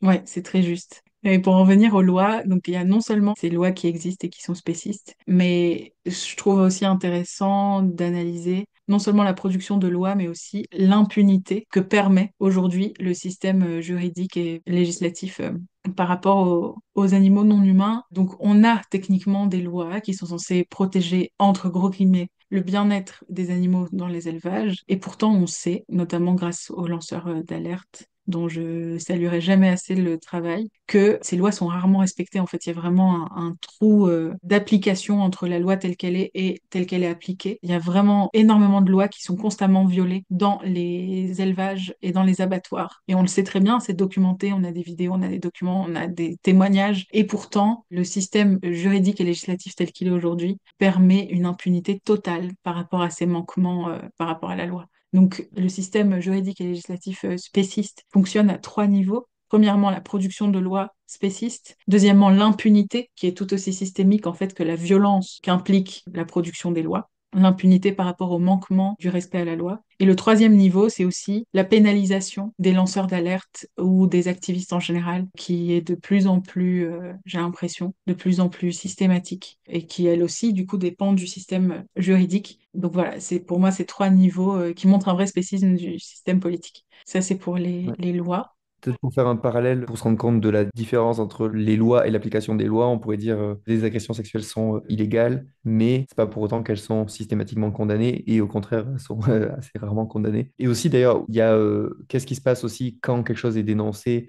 à quel point ça peut être, il peut avoir une impunité. J'ai l'impression qu'on peut aussi pointer, c'est qu'aussi il y a des choses qui ne vont jamais même pas être dénoncées, c'est-à-dire qu'elles vont même pas, c'est même pas la question de est-ce qu'elles vont être condamnées ou pas, c'est qu'on va juste pas en parler ou on va aussi le camoufler. Et par exemple, outre le fait que quand il y a des trucs illégaux qui se passent envers les animaux qui sont dénoncés, effectivement, ils sont pas condamnés, mais surtout le nombre qui sont pas du tout dénoncés. Ben, par exemple, tu parlais de lanceurs d'alerte, mais s'il n'y avait pas de lanceurs d'alerte, juste on n'aurait jamais ces informations. Par exemple, les vidéos d'abattoirs, s'il n'y avait pas le 214, qui les ferait? C'est jamais les industries agroalimentaires qui vont faire ces vidéos-là. Et aussi quand il y a des contrôles, parce que pour s'assurer que ce soit légal, il est censé avoir plein de contrôles, les services de vétérinaire et tout. Et en fait, ben, dans la pratique, ces contrôles, je ne sais pas s'ils existent pas ou s'ils existent, mais qui sont faits n'importe comment. Mais on le voit que là où L114 montre des trucs illégaux et affreux, en fait, il y a souvent, on s'aperçoit qu'il y a bien eu des contrôles. Apparemment, il y a des services vétérinaires qui ont dit que tout était OK. Et donc, on peut se demander, OK, quand le service vétérinaire dit que c'était tout OK, est-ce qu'il n'y avait juste pas de contrôle? Est-ce que c'est un contrôle factif? Ou est-ce qu'il y a un contrôle, mais qu'il y a tellement des biais spécistes que les contrôles ferment les yeux sur des violences? Enfin, il y a tout ça qui pose question aussi. Oui, c'est très juste. Oui, oui, c'est clair. C'est tellement complexe quand on s'intéresse au système politique spéciste, on voit qu'il y a tellement de couches en fait d'analyse possibles. Et ouais, ce que tu pointes du doigt, c'est vraiment pertinent. Et donc, le dernier point, c'est le sous-système économique. Donc, Ouais, tout à fait. Alors le sous-système économique, c'est celui qui est relatif à la production, à l'échange de biens. Donc ça contribue vraiment au maintien du système global. Et puis à première vue, c'est vraiment facile d'analyser la dimension économique du spécisme parce qu'on sait que l'exploitation animale permet de produire et d'échanger des biens dans le monde entier sous des formes très diverses. Donc les animaux sont rentables en tant qu'aliments. Ils se sont vendus sous forme de viande, de poisson, de produits laitiers, d'œufs, donc comme nourriture non seulement pour les humains, humaines, mais aussi pour les autres animaux. Donc voilà, on les trouve dans les supermarchés, les marchés, les restaurants, c'est assez évident. Ils sont aussi rentables pour l'industrie textile. Donc là, c'est leur peau, leur fourrure, leurs écailles, leurs plumes qui font partie intégrante de l'industrie de la mode encore aujourd'hui. Ils sont aussi rentables en tant que divertissement, donc considérés comme des animaux de compagnie, vendus comme tels, ou alors gardés en captivité pour être utilisés dans des zoos, dans des cirques, dans des aquariums, dans des sports, la course de lévrier, l'équitation, la chasse aussi, les corridas, les combats de coqs, etc. Enfin, il y a vraiment énormément d'exemples. Parfois aussi, ça je l'ai pas trop mentionné, mais dans certaines régions du monde, d'ailleurs pas mal de régions du monde, les animaux non humains sont aussi utilisés comme outils de travail, ou de contraintes de contribuer à l'économie locale comme ça, quoi. Donc transporter des objets ou des personnes, ça c'est le cas même en France, sur le chemin de Compostelle ou en Corse, sur le GR20 par exemple, il y a constamment des mules qui portent des sacs. Souvent quand on pense au travail animal, on s'imagine des contrées lointaines, mais en fait ça existe très bien en France, quoi. Donc, c'est aussi tous les animaux de trait. Enfin, il y a vraiment encore plein d'exemples. Aussi les éléphants qui sont utilisés pour travailler, certains camélidés aussi, etc. Donc, vraiment, il y a plein d'exemples ici aussi. Et puis, ils sont aussi rentables dans l'expérimentation sur les animaux. C'est quelques-unes des formes les plus évidentes d'exploitation des animaux à des fins économiques. En fait, la liste, quand on y réfléchit, est vraiment infinie, quoi. Donc, le sous-système économique du spécisme existe dans une relation, évidemment, d'interdépendance, et c'est le cas pour les trois sous-systèmes avec les autres, donc culturels et politiques. Cette codépendance, elle fonctionne en deux sens. D'abord, le système économique, il est influencé, évidemment, par les sous-systèmes culturels et institutionnels, enfin, et politiques. Imaginons Carole, elle veut créer une entreprise qui vend des produits laitiers à base de lait de bulldog français, par exemple. Donc elle veut faire des fromages, des crèmes, des glaces et du beurre qui proviennent d'un élevage biologique de bulldog 100% pure race. Donc là, c'est sûr que l'entreprise de Carole échouerait lamentablement et directement. Son plan de business serait jamais soutenu ni par le sous-système culturel, parce que mais quelle idée de consommer du lait de chien, ça c'est pas du tout valorisé dans le système culturel. Les chiens servent pas à ça, les chiens sont nos plus fidèles compagnons, etc. Ni par le sous-système politique, parce que c'est sûr qu'une telle initiative serait probablement illégale. Et pourtant, il nous semble tout à fait normal de consommer, et c'est aussi légal, de consommer des produits laitiers issus d'autres animaux, comme des vaches, des brebis, des ânesses, etc. Là, ça met en lumière le fait que les normes culturelles et institutionnelles, aussi arbitraires soient-elles, façonnent la manière dont nous catégorisons certaines espèces en fonction du rôle qui leur est attribué. Donc voilà, certaines espèces sont consommables, exploitables, tuables, sur des fondements complètement arbitraires, et le système politique permet d'en dessiner les contours juridiques, quoi. J'utilise toujours Talcott Parsons dans la thèse parce que j'ai toujours pas trouvé de rapport vraiment satisfaisant, complet de ce que c'est qu'un système. Mais il y a certaines choses avec lesquelles je suis plus d'accord, et notamment sa hiérarchisation des systèmes sociaux. Et dans sa compréhension, Mais en même temps, c'était dans les années 50, donc beaucoup de choses ont changé depuis et il serait lui-même probablement plus d'accord avec cette hiérarchie. Mais selon lui, il y a d'abord les normes, le sous-système normatif, le système culturel. Lui, il place le normatif, le culturel tout en haut. Pour lui, il y a une hiérarchie, d'abord le sous-système culturel et ensuite les sous-systèmes politiques et économiques. Je pense qu'aujourd'hui, c'est très difficile de maintenir cette hiérarchie en sachant que le sous-système économique a beaucoup de poids et d'influence sur les normes et sur les politiques, notamment avec les lobbies, avec la publicité, avec le marketing, etc. Donc, dans une approche un peu matérialiste des systèmes sociaux, on aurait peut-être plutôt tendance à placer le système économique au-dessus des systèmes culturels et politiques. Tout à l'heure, je disais que pour que quelque chose fonctionne économiquement, il faut que cette chose ait l'aval des sous-systèmes normatifs et politiques. Mais je pense aussi, et c'est pour ça que l'approche matérialiste me convainc de plus en plus, je pense aussi que parfois, le simple fait qu'il y ait une offre génère la demande, et pas forcément l'inverse. Parce que, en général, quand on boycotte les produits animaux, c'est parce qu'on parle du principe ou de la théorie économique selon laquelle c'est la demande qui crée l'offre. Donc, quand je boycotte les produits carnés, par exemple, je permets de baisser l'offre, en fait, parce que la demande baisse, donc l'offre baisse. Il y a une autre théorie qui implique plutôt que c'est l'offre elle-même qui crée la demande. Et pour ça, il y a un exemple que je trouve intéressant, c'est celui de McDonald's en Inde. Donc en Inde, évidemment, McDonald's ne vend ni cochon ni viande de vache parce que les valeurs culturelles religieuses indiennes ne soutiennent pas et ne justifient pas un tel marché. Mais du coup, la chaîne de McDonald's a dû s'adapter au végétarisme indien, enfin végétarisme entre guillemets, on va voir, parce que McDonald's en Inde a commencé à proposer de la viande de poulet. Alors à la base, en Inde, on ne se met pas tant de poulet que ça. Mais à partir du moment où McDonald's a commencé à vendre la viande de poulet, le poulet est devenu de plus en plus populaire et de moins en moins contradictoire avec le régime indien. Et donc il y a des études qui montrent qu'entre 2000 et 2005, la consommation indienne de poulet, juste parce qu'elle a été proposée, en fait, parce que l'offre a été créée, ben, la demande a doublé. Donc ça, c'est vraiment un indicateur du fait que parfois le sous-système économique a une influence aussi sur le sous-système culturel et donc aussi sur le sous-système politique. Ouais, en plus, tout à l'heure, je citais les études de psycho sur la dissonance cognitive relative à la viande. Effectivement, le fait d'agir dans un certain sens, c'est tout ce que on voit pas mal en psycho avec la théorie de l'engagement, tout ça, le fait d'agir dans un certain sens. Donc aussi, si on se met à consommer tel produit, on va aussi changer notre attitude vis-à-vis de ce produit et le légitimer. Si on mangeait pas trop de poulet et qu'on se met à en manger, ben, on va légitimer ça en se disant, bon, finalement, c'est peut-être une bonne chose de le faire et on va prendre une nouvelle habitude, etc. Ces sous-systèmes-là, ils sont forcément interdépendants. Déjà, effectivement, comme tu dis, on peut créer une nouvelle habitude, mais en plus, avec, tout à l'heure, tu as cité la publicité aussi, bah, c'est que le pouvoir économique, il peut aussi influencer les esprits, hein. Avec voilà, la pub, on peut créer du désir chez les gens.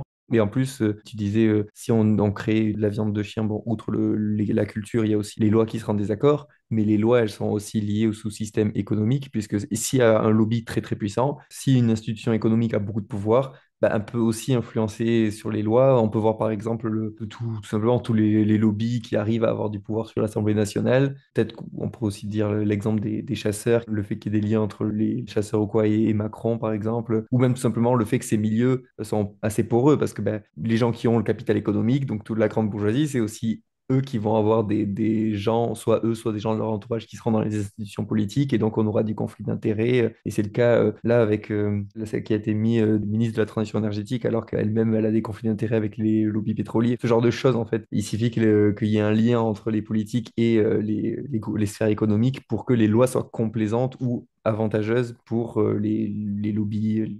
Ouais, ouais. C'est vrai que la question du lobby est particulièrement intéressante dans ce sens-là parce que ça montre bien comment des intérêts purement économiques peuvent façonner les deux autres sous-systèmes.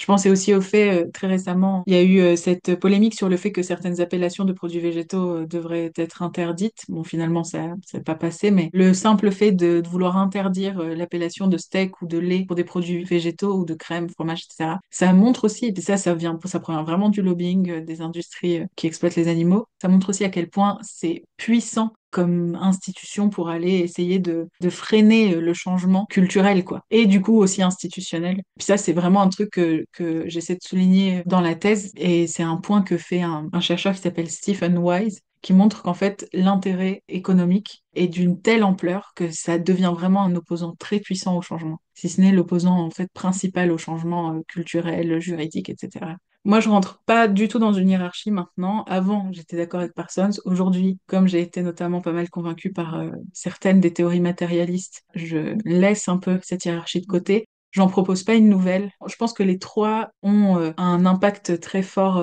pour maintenir le système social spéciste. Donc voilà, c'est pour ça que j'en mets pas un au-dessus des autres. Moi, j'ai plutôt l'intuition aujourd'hui que c'est probablement le système économique qui prime, mais ça demanderait un travail en plus de vraiment déterminer cette hiérarchie-là. Donc, je préfère rester agnostique sur la hiérarchie pour l'instant. Peut-être que dans des futurs travaux, je m'intéresserai plus à voir s'il y en a un qui prime. Mais en tout cas, pour bien décrire le spécisme, je pense qu'on n'a pas vraiment besoin de Hmm. dire qu'il y en a un des trois qui prime. Moi, je m'intéresse plutôt à voir comment est-ce que chacun des sous-systèmes contribue au spécisme. Ton discours, comment il est perçu par les autres philosophes qui travaillent sur le spécisme? Est-ce que les gens trouvent ça, est-ce qu'ils sont en désaccord ou est-ce qu'ils sont d'accord? Et est-ce qu'ils préfèrent rester sur des définitions individuelles? Est-ce que cette définition systémique du spécisme, est-ce qu'elle arrive un peu à se propager ou pas? J'ai l'impression qu'elle se propage bien chez les activistes et les militants militantes. Là, j'ai eu beaucoup de retours de personnes qui me disaient qu'elles utilisaient plutôt la définition systémique plutôt que les définitions individuelles. Je pense que dans le monde militant, ça se propage Hmm. beaucoup mieux et c'est beaucoup mieux reçu. La philo, c'est compliqué parce que la philo, c'est une discipline très figée, je trouve. C'est difficile de faire rentrer des termes tels que système. C'est très connoté, en fait, déjà d'extrême gauche de parler d'oppression, de parler d'oppression systémique. Chez les philosophes, disons que c'est mitigé. Comme je disais, je pense que beaucoup de philosophes souscrivent à la description que je donne du spécisme systémique. C'est difficile de pas voir que c'est un phénomène qui se structure à un niveau économique, politique, culturel, etc. C'est juste que ça colle pas à l'usage ordinaire du terme. Et pour beaucoup de philosophes, ce qui compte, c'est de rendre une définition qui colle à l'usage ordinaire du terme. Mais bon, ça, pour moi, c'est malheureusement de fait dépolitiser la question. C'est aussi des trucs qui ont cours pour d'autres oppressions. Par exemple, le racisme systémique a beaucoup de mal à passer dans les sphères philosophiques parce que ça colle pas à l'usage ordinaire du terme qui est juste le truc de discriminer sur la base de l'appartenance ethnique de la race, quoi. Donc c'est pas propre au spécisme, je pense que c'est juste un langage qui est pas commun en philosophie, pas du tout commun en philosophie morale, un petit peu plus commun en philo-politique et sociale, mais il y a une certaine réactance, mais encore une fois, chez d'autres personnes, pas du tout. Ça dépend vraiment des philosophes. À mon avis, en sociologie, j'aurais moins de mal à faire passer cette définition, mais c'est juste une intuition.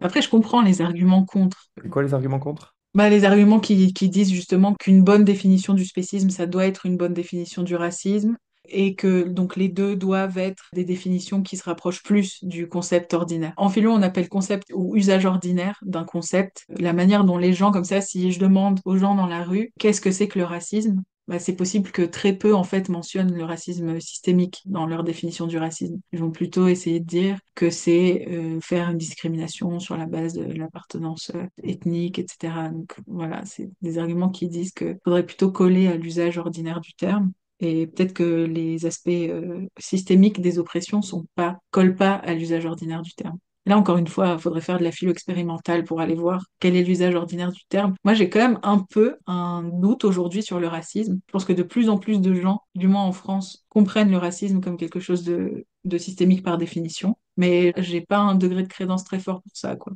Ça me questionne aussi le fait de vouloir des définitions qui collent à ce que la plupart des gens ont. Si notre boulot en tant que philosophe, c'est de travailler sur une définition, pourquoi on se fie sur la définition de Monsieur Tout-le-Monde? J'avoue que je comprends pas trop moi, mais bon, c'est pas moi le Ouais. spécialiste du domaine. Mais ça, c'est un très bon point. Il y a une philosophe qui a beaucoup inspiré en fait mon projet de thèse qui s'appelle Sally Aslanger et qui travaille sur notamment les concepts de genre et de race en philo social et en philo politique.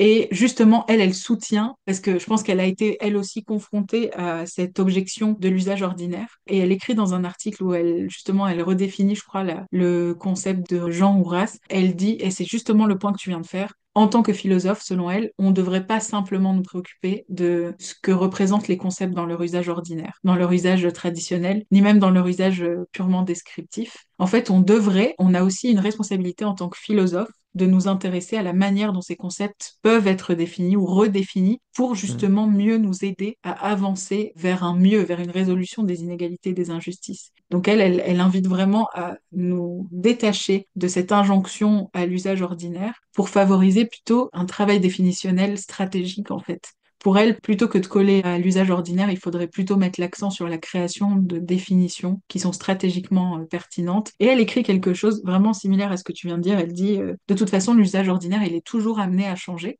C'est sûr que Oui. l'usage ordinaire, c'est pas un truc fixe dans le temps. Les gens changent en fonction des époques, en fonction de l'espace géographique, etc., changent leur usage ordinaire de certains termes.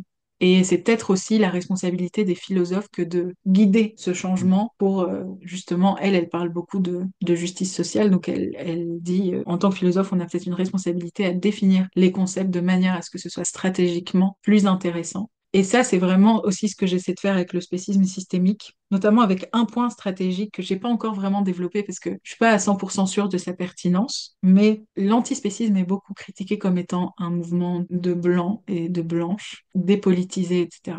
Et dans ces critiques du mouvement antispéciste, j'ai vu beaucoup de critiques, notamment de l'analogie qui est faite par les antispécistes, et notamment par les philosophes antispécistes, entre sexisme, racisme et spécisme. Et donc comprendre le spécisme systémique, ça permet peut-être de mieux faire l'analogie, justement, puisqu'on comprend aussi le Ah racisme comme oui. étant systémique.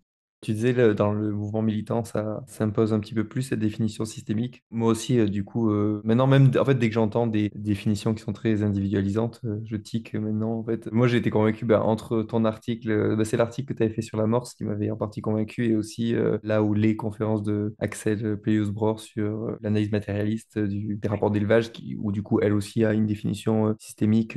Moi, j'aime bien aussi cette vision. Je sais pas si tu es d'accord avec ça, toi, mais le fait de bien insister sur le fait que les catégories humains-animaux, c'est bien des catégories, des constructions sociales, quoi, avec des rapports antagonistes. Donc là, ça, on rejoint la grille matérialiste, quoi. C'est évidemment des catégories sociales, vu que sinon, on distingue toujours humains-animaux. Mais si on parlait de biologie, les humains seraient évidemment des animaux, et ça n'aurait pas de sens de dire ah non, on n'est pas des animaux, ou d'extraire l'humanité, ou de traiter les gens d'animaux pour les rabaisser. Si on était sur des catégories biologiques, ça ferait juste pas sens, ça serait juste des évidences.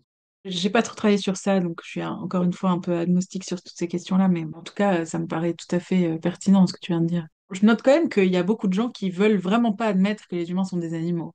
C'est intéressant et ça montre aussi vraiment cette distinction sociale entre l'humain et l'animal avec des catégories, avec une hiérarchie quoi, où c'est vraiment rabaissant d'être comparé à un animal et où j'aime bien aussi c'est ce que dit Axel, mais il y a Kao Tarashi qui parle beaucoup de ça aussi avec toute l'idée de l'animalisation où on déshumanise et on animalise aussi les individus mais aussi les humains et là où ça montre que c'est d'autant plus des catégories sociales, c'est que ce processus d'animalisation, il a lieu pour les animaux mais aussi pour les humains quoi. On animalise les humains, ce qui veut dire pas juste les renvoyer à la condition biologique, mais à les renvoyer à cette catégorie sociale inférieure qu'on peut traiter moins bien, quoi. Oui, ouais, c'est vrai. Donc, dans les premières définitions, le spécisme a été construit par analogie avec le racisme et le sexisme. Et toi, du coup, vu que tu remets en question ces premières définitions, est-ce que tu remets aussi en question le parallèle qui est fait entre le spécisme et les autres discriminations? Ou alors, est-ce que quand tu définis le spécisme comme un système, est-ce que l'analogie reste pertinente? Ou est-ce qu'elle est d'autant plus pertinente, peut-être aussi? Ça, c'est une très bonne question. Je suis pas trop critique du fait de faire des analogies. Moi, je suis même pas du tout critique du fait de faire les analogies. Je pense que les analogies sont importantes, elles ont un fort pouvoir explicatif. Et puis, bon, même si on comprend pas tout à fait bien le racisme aujourd'hui, même si on comprend pas tout à fait bien le sexisme aujourd'hui, on les comprend quand même globalement mieux. On en a en tout cas une compréhension intuitive un petit peu plus forte que pour le spécisme. Donc, faire l'analogie entre ces oppressions-là, pour moi, a un aspect explicatif très fort. Maintenant, si j'essaie de comprendre un petit peu plus sérieusement, rigoureusement l'approche des personnes qui critiquent les analogies, j'ai l'impression qu'un truc qui revient, c'est que souvent les personnes qui font les analogies sont des personnes blanches, de milieux sociaux aisés, notamment des hommes, etc. Et que donc ces personnes-là seraient pas à même de bien comprendre le racisme et donc feraient des analogies sur la base d'une compréhension erronée de ce qu'est le racisme, d'une compréhension trop dépolitisée de ce qu'est le racisme. Et j'ai l'impression que c'est pas mal ça la critique qui est faite aux analogies entre racisme et spécisme aujourd'hui. Et du coup, pour en avoir discuté avec quelques personnes, je me dis que peut-être que comprendre le spécisme comme quelque chose de systémique permettrait de contourner un petit peu cette objection à l'analogie spécisme-racisme en permettant de montrer que ben, si on comprend le racisme comme étant systémique, et c'est vraiment ce que je fais en tout cas, je pense qu'il y a des formes de racisme qui sont pas systémiques, mais par contre, le racisme systémique est celui qui fait le plus de mal aujourd'hui et celui qui est le plus pertinent à étudier parce que les autres formes sont peut-être anecdotiques. Donc si on comprend bien le le racisme systémique et qu'on montre à quel point il est structuré socialement, à quel point il pose problème, etc. Peut-être que l'analogie dans ce sens avec le spécisme qui lui aussi serait systémique est moins facilement attaquable. Mais en tout cas, je me dis que ça peut être une voie pour ancrer peut-être l'antispécisme vraiment à gauche dans la lutte des oppressions, etc. De vraiment le définir comme un système, tout en définissant les autres oppressions aussi comme des systèmes et en comprenant que c'est vraiment ces formes-là qui posent le plus problème et qui font le plus de mal aujourd'hui dans les sociétés.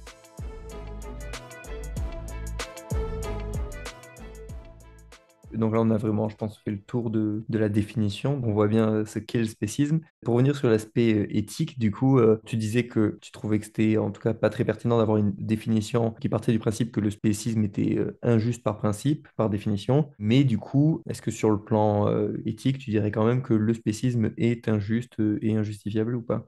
Ouais, tout à fait. Pour moi, le spécisme est complètement injuste, injustifiable, immoral. Pour une raison principale, c'est que le critère d'espèce est complètement arbitraire. Il n'est pas pertinent moralement. Donc, discriminer sur la base de l'espèce, réelle ou perçue, ça reste des catégories qui sont complètement arbitraires d'un point de vue moral. Donc, le critère d'espèce, réel, perçu, imaginé, etc., n'est pas pertinent moralement.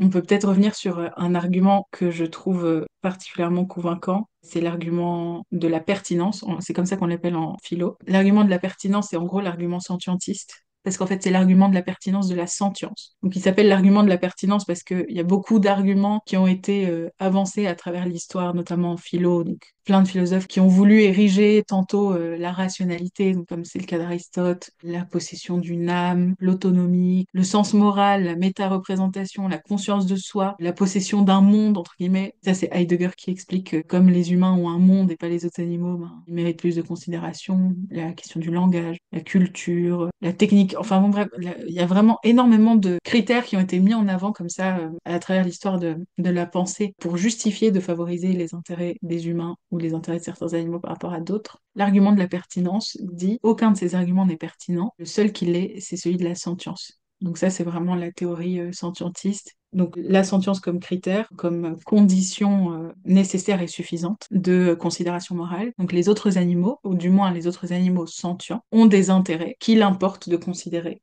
Il y a aujourd'hui un certain consensus en éthique animale contemporaine, donc les animaux sentients importent moralement, donc c'est l'éthique sentientiste. Et donc c'est une théorie qui tient pour vrai que la sentience, donc peut-être expliquer, la sentience c'est la capacité à être affecté positivement ou négativement par ce qui nous arrive. Donc la sentience représenterait un critère moralement pertinent pour accorder un statut moral aux animaux non humains. Les questions de sentience et de sentientisme, moi j'en ai pas mal traité sur la chaîne, les gens pourront aller voir. Tu as dit que c'était un des principaux contre-arguments. Moi j'aime bien quand même dissocier bien la question de la sentience et du sentientisme de celle du spécisme, parce que quand bien même on réfuterait le sentientisme, ça ne validerait en aucun cas le spécisme. Dans cette question de quel critère est pertinent, on pourrait se dire c'est assez facile d'invalider le critère de spécisme, et après on pourrait dire quel autre critère, même si on échoue à démontrer qu'un autre critère, notamment la sentience, est pertinent, ça ne validerait pas par défaut le spécisme. Et du coup, moi je trouve la formulation que j'aime bien, ben, je crois qu'il y a par exemple Orlando de Répliquétique ou Florence Derry ont tendance à utiliser souvent ces termes-là, qui est juste la question du lien logique pour appuyer la question de la pertinence.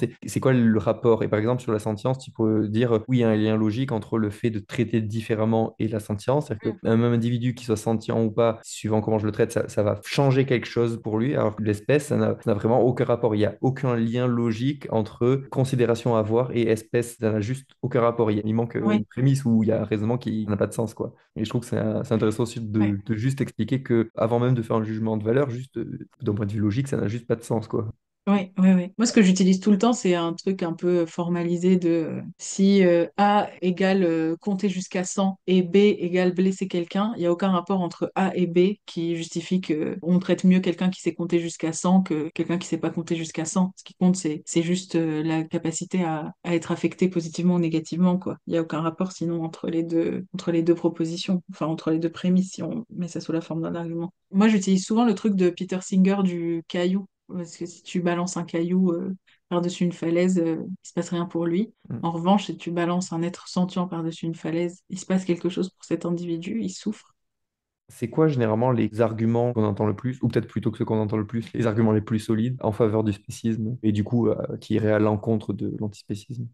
Bah, il y a l'idée, je pense, selon laquelle c'est naturel de favoriser certaines espèces par rapport à d'autres, ça revient assez souvent, que ce serait normal de favoriser sa propre espèce par rapport à d'autres. En fait, c'est une justification du tribalisme. Il y a beaucoup de gens qui disent que le spécisme n'existe pas aussi. C'est un peu une invention des antispécistes et que en réalité c'est juste. Mais ça fait référence justement à ce truc de c'est normal, c'est naturel, il y a rien de mal à ça, ça sert à rien de lui donner un nom à ce phénomène. Puis il y a tous ces critères aussi qui sont avancés pour justifier que c'est moral de traiter moins bien les animaux non humains. Donc les critères comme l'intelligence, la rationalité, ce qu'on a vu, ça revient aussi pas mal. Ou alors des arguments qui disent qu'en fait, des arguments qui remettent en question les capacités. Ça, c'est notamment Carl Ruther qui fait ça, qui est un philosophe qui dit que les capacités cognitives et émotionnelles des autres animaux sont vraiment pas suffisantes pour qu'on leur accorde la considération morale. En fait, lui, il nie même la possibilité qu'ils soient vraiment sentients.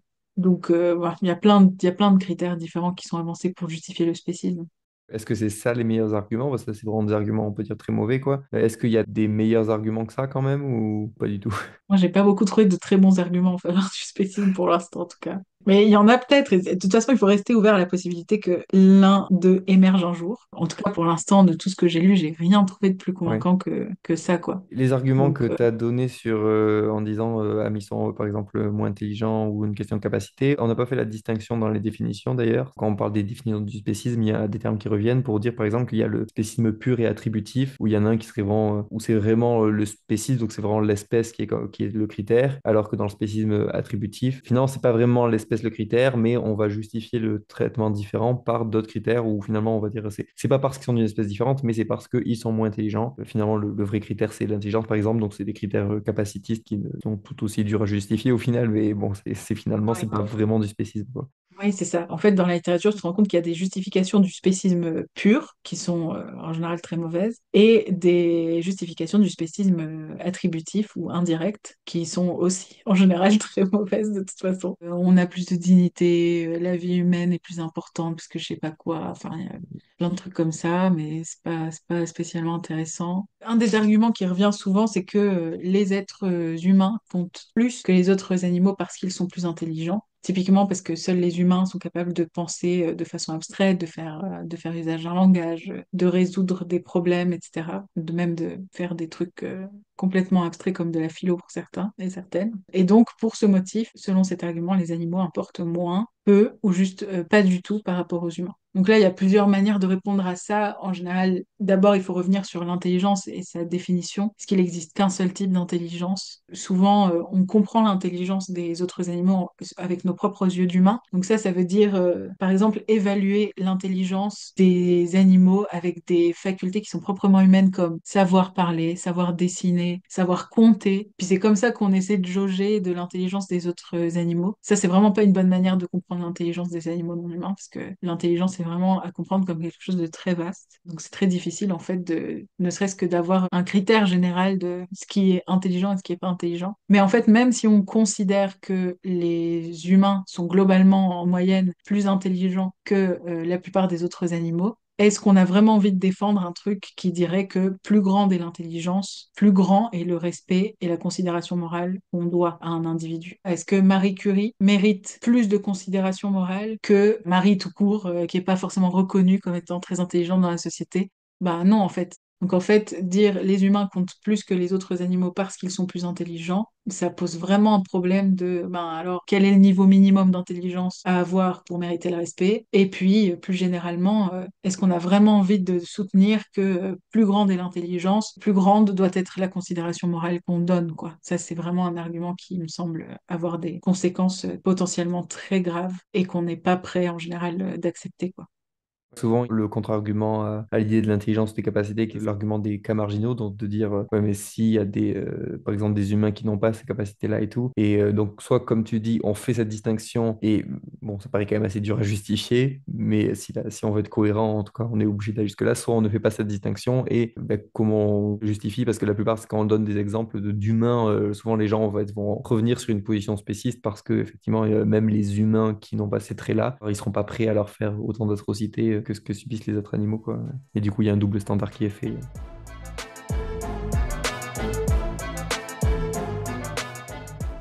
Du coup, pour finir, la question de fin pour chaque épisode, quelle est la chose qui te paraît essentielle à connaître pour comprendre les discriminations et les oppressions et pour mieux les combattre?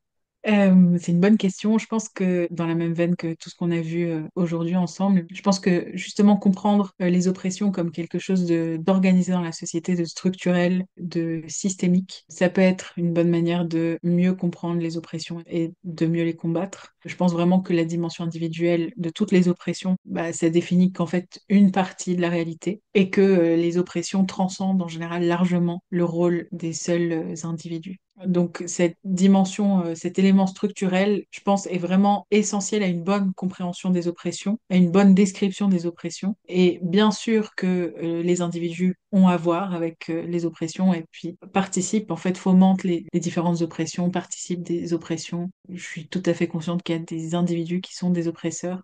Mais je pense que c'est qu'une partie du tableau et que c'est important de proposer des définitions qui fonctionnent bien, non seulement philosophiquement, mais qui fonctionne bien aussi socialement, politiquement et stratégiquement. Et ça vaut pareil pour toutes les oppressions. Donc, si je reprends l'exemple de la lutte antispéciste, c'est une lutte de longue haleine qui en est encore qu'à ses balbutiements, je pense. Et donc, c'est une lutte culturelle, sociale, politique. Et je pense qu'il est vraiment important que les personnes qui portent cette lutte, à savoir non seulement les militants, les militantes, mais aussi les intellectuels, les politiciens, les politiciennes, qui sont engagés pour la défense des animaux non humains, puissent disposer d'une définition solide et stratégique, utile du phénomène qu'ils combattent avec toute leur force. Donc je pense que ça, c'est vraiment un point important. Donc, pour répondre simplement à la question, une chose qui me paraît essentielle pour comprendre les discriminations, les oppressions et pour les combattre, c'est d'essayer de justement de bien décrire et de bien appréhender leur dimension organisée pour savoir où est-ce qu'il faut frapper. Donc ça veut dire, si on comprend que c'est pas seulement individuel, on comprend que la lutte peut pas seulement se passer